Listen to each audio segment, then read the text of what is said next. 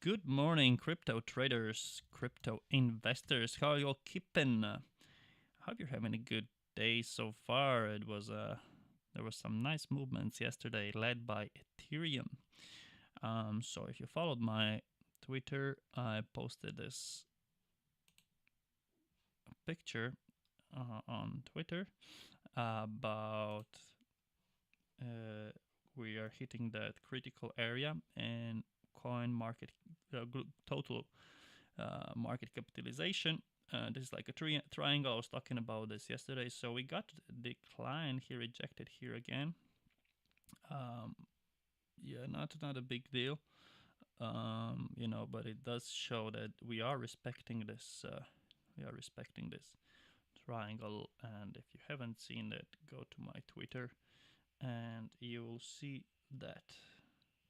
Yeah, I don't think I have it here, so you'll have to go to the Twitter side. So that is that. What is really interesting, I mean, there's quite a few interesting things going on, but one is, okay, this has nothing to do with today's market. It's just like I found this pitchfork. I was playing around with pitchforks a little bit, and I found that this works beautiful. Like I was like, I hope I saw this before, way before. So I'm gonna mention it here, and yeah, just okay. I'm gonna turn off the magnet mode, put on the drawing mode. So yeah, pitchfork based on these 3 points. You can see how beautifully we followed it first here, and then here multiple times, and then here again, and then we came through the median here, which acted as a resistance. And in the theory of pitchforks, if we break through median, we go to the top here quite fast, and we did straight to the tick. And then here, this is 61.8 fib, and this is 0.75. This kind of area when it was resistant, but once we broke through, we went here, and now not now, this was in December, we broke through. But then look, we tested this to the tick again. I mean, I really hope I would saw this pitchfork before. Look, it's just incredible how exact that is. I mean, yeah, I just want to point that out to all of you guys. I think this might be a really useful tool down the road. I mean, just looking at this, it doesn't tell us much about what to do next. I mean, it does incline that we will retest it here, which also coincides beautifully with the triangles that I was making. I was making all this analysis. This is on my Twitter as well, all the way back down to 2012 that we all had all these triangles. But this bottom line of this triangle coincides with that pitchfork beautifully. So we might bounce off here, but this is just down the road. Like, we're gonna talk about this just to give us a general idea. I think it's good to have a top-down approach. Just go, zoom out and then go closer. So yeah, on 3-day chart, the 50 MA is angling down. But the most important one, of course, is the 1-day chart, and this might get a little bit confusing, but this is why I'm gonna walk you through. So this orange line is a 50 MA, and congratulations Bitcoin, because it angled up. This was last time it angled up was in March, because this indicates, this is how I determine a downtrend and uptrend. Some people would use, they would look at the lower lows, higher highs, but I think, if you look at those, it's quite chaotic. Sometimes you would have a higher high, but it's just a correction. So yeah, I prefer just using 50 MA. It's really objective. Just look at the angle, and that's it. So yeah, we have this situation, which is kind of like a good sign, but it was expected. And 200 moving average up there, it still acts as a resistance. And I was talking about this quite a few times, that after we broke through this trend line on logarithmic scale, everybody was like, oh yes, that's it, we broke through, that was our main resistance. But I think the main resistance is this one. If we go back to 2014, you'll see that. So nothing like that happening on one day chart. We really have to come closer to see where the action is, and the action is in this triangle. Okay, this is really close. Let me first go to 3 hourly. I know this might be a bit confusing, but this is like this triangle that I think it's really important to watch at the moment. So we had this run, of course, from 7,000 all the way down here to almost 10k, but now you get the picture that we are going sideways a little bit, consolidating. We're coming, it's contraction, and we know that after each contraction that is expansion. So I am expecting this triangle to be resolved somehow to the upside or the downside in a really volatile way. It's gonna be really fast, fast movement to the upside or to the downside. Nobody knows, of course. It's a speculation. It's a game of probabilities. And this reminds me a lot. This shape was happening quite often, and it was easy to get bull trapped after this. People thought, okay, we're going higher, and then it just flushed down. And we had this triangle similar to this one. Okay, it was okay, here, yeah. It's nice. You see, we had a really similar scenario here. We were going higher, like following this line, and then indicating that we want to go to break through it, but we fail. And this was when we had a massive sell off, from all the way up there, from 12k all the way down to 6k. So this just tells you the importance of these triangles. And you see we have a really similar situation, but it's important to know, they say, okay, history repeats itself. It does in a sense, but the circumstances change. And the main key, the key point here, is that now this time we are coming to this triangle from since we bounced, so we're going, the momentum is up, and in this case the momentum was down. So that is the biggest difference to note. I don't know what, my computer is lagging a little bit, sorry about that. Okay,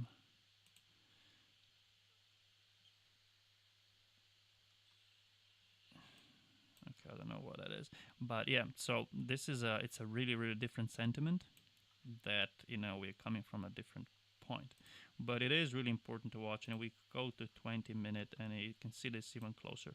We are really going along this line beautifully. We just bounced off again just a few minutes ago, which is great. I think that there is a higher chance of us pushing to the upside. Another reason for me saying that is that Ethereum was in a similar shape, was also following this trend line like Bitcoin, but it kind of lead the pack, and it already broke through this triangle, because Ethereum has a really similar triangle, but it already broke. So usually, and I'm getting this idea from Carter Thomas, Coin Mastery. I really like his videos, watching it daily. And his point is that out of the three main coins that are Bitcoin, Litecoin, Ethereum, usually one of them will lead the price. Sometimes it's Bitcoin, sometimes it's Ethereum, sometimes it's Litecoin. So if we make a case out of this, kind of like a sentiment, that Ethereum already broke through and is, the volume is increasing. It's really bullish. It looks really solid. Then we might connect this to the Bitcoin and say, you know what? So also Bitcoin might want to go higher on that triangle, and if it does, wow, yeah, this is gonna be really. Then we're gonna see that break through that coin market cap as we saw on the triangle. So it's just I'm really connecting all this. I'm connecting the dots. I'm connecting the whole total market cap. I'm connecting the Ethereum, connecting Bitcoin all in once because I think those are the most important one.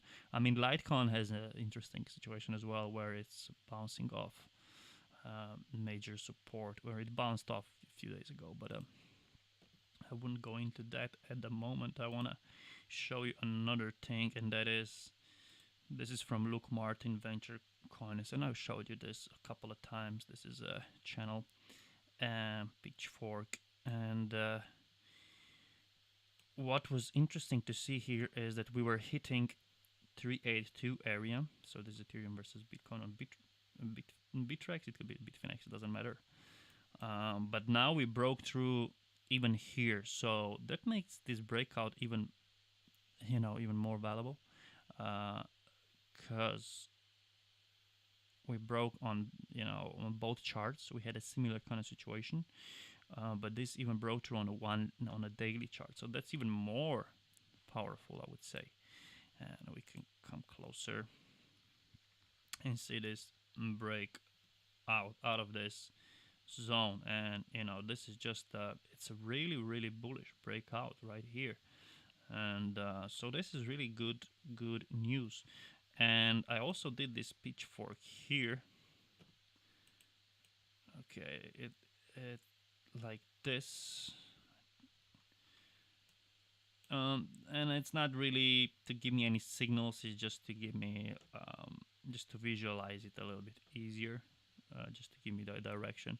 And I think like if we follow this, we are in some nice bullish times, at least for some time.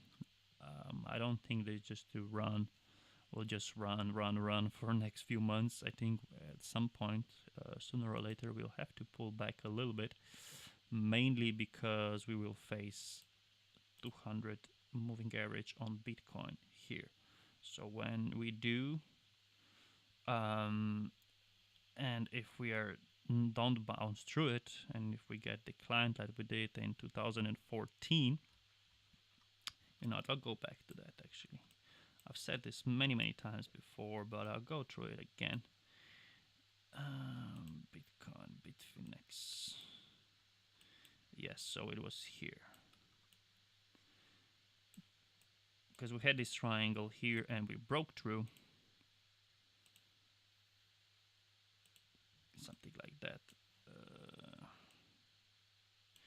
And then everybody thought, okay, it's bullish times. But then we hit this 200 EMA like we did. We came close and then we got rejected, like I'm talking about now, the similarities. And then we kind of went through it again, but we were insufficient in breaking through that high. And then we kind of had a big sell-off. So we still have to be mindful of that, because if you see the similarities, we broke through this trend line here. And everybody thought, okay, it's bullish times. But then we came closer to 200 MA, got a little bit of correction. So we're going to go there again. We're going to test it. We're probably going to test it. But if the test is unsuccessful, we can see a similar situation by a big sell-off. So, short term, so for next few days, I'm really bullish. Because of this Ethereum, especially in Ethereum, and I was really lucky yesterday to get into Ethereum early. I'm in the trade here, and it's a really nice trade. And another one that I was in was IOTA, which is also performing nicely. Actually, it was okay, IOTA. Yeah, it just had a big pump there. And it's still pumping, and actually just testing again the previous top. I already took the majority of the profits because I entered about here and then I took the profits when we were testing those. So I just have a little position there. I'm really conservative when it comes to taking profits. Really conservative. I like to take the profit and just open a new position. So that is that. And okay, and I did mention something about Litecoin. So okay, let me show you. Okay, by the way, Bitcoin Cash is coming closer to this critical resistance, but really, I don't want to trade it too much at the moment because I think it's really dangerous, like EOS as well, because they just had such a big pump that it's a question of time when it's gonna burst, like when it's gonna correct majorly. So yeah, it's just one of those. I think it's really, I mean, it's too late to go in on one side. I mean, we can see more pump, but then to short it again, I don't think it's a good time yet. I did take a few shorts already, but they were really short term. But to open like a longer term, shorter position, like a really nice short position on EOS, it will be definitely one of my first altcoins, Bitcoin Cash and EOS, that I will short. But this is when and if Bitcoin is rejected on 200 moving average, because if Bitcoin is going up, even if even if we know that this is already overbought, it still will pump. You can't underestimate the pump, because yeah, I mean, I'm talking from bad experience here, because like I would try, actually, to be honest, I tried to short this quite a few times and I was stopped quite a few times because I was underestimating the pump. It can just go through all the technicals, it can just go all the way through. So being patient there, but I'm definitely have this on my not a shopping list, because shopping list is more like what I want to buy, but on the trading plan to short it if Bitcoin starts, if Bitcoin is declined. Hope that makes sense. So yeah, like Litecoin, I was mentioning something about Litecoin. So Litecoin is yeah, it was bouncing here for so long, and this is really healthy. This is really healthy in a sense. This is kind of like an accumulation area or zone, and once we kind of broke through on this Litecoin versus Bitcoin. So yes, I'm expecting some nice things from Litecoin after this. Just this nice accumulation breaking through, and we are just testing it now. So it's really nice. Makes me think if I want to. I actually opened the position yesterday. I'm more of a long-term positions, because I have different portfolios. One is the margin trades that I do, which I would usually do like one or two a day, and then I have long-term strong, not strong in a sense, but maybe the better word would be the big alts, so like Monero, Litecoin, and stuff like that. And I'm planning good entries for a long term, and this will definitely be a good point in my point of view for a long-term hodl. Litecoin long term for me is few months, and then I have some extra like investments in some altcoins. So this is kind of like my strategy.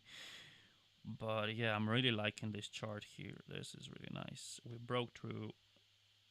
Now we're testing it, and on. But the thing is, okay, on the Litecoin USD, what I like to see is, like on Ethereum, we broke through that key channel, key triangle on USD and Bitcoin chart. Ethereum versus Bitcoin and Ethereum versus USD. But here we broke through Litecoin BTC, but not Litecoin USD, because we are still in this channel. So it's one of those actually. Yeah, it's good that we looked at both. So we're still bounded up in this zone, But when this breaks through, yeah, then I'll be even more bullish. Maybe I'll add on to my position. I already have I bought some yesterday, um, for like a longer, for whatever, a bit longer. But yeah, if this breaks through, then it's also gonna be a nice daily trade, I think. All right, so yeah, that was pretty much it. Um, I'm not getting a lot of views lately, which is fine. I don't mind. I'm doing this, just more of a entertainment, and it also I put things more into perspective when I'm talking about this out loud and I'm making these videos. And I know these videos can be quite complex, and at first my followers were probably more of a, you know, uh, more novice types. They were just maybe first time buyers or so. So then maybe this is too complicated for them, which is fine. And first of all, I'm a trader. I'm not a YouTuber, so I just do this more as a, just sharing my ideas, sharing my knowledge, and I think we can all learn from each other's mistakes, which I do plenty of them as well. Like I said yesterday, that one of my main mistakes lately, after we had that strong bounce on Bitcoin, was that I was using the same strategy, the same time frames as I did before, and I should actually increase my time frames, because when the volatility goes up, you can't, on three minute chart, you can't really do much. You need to go to a higher time frame. So that was my lesson there. um, but yeah, since I made this change, like this week, I've already had a really successful week. I had 2 losing weeks in a row before that. They were really painful. But I took this into account and changed the approach, increase the time frame, and now this week is going really, really, really good.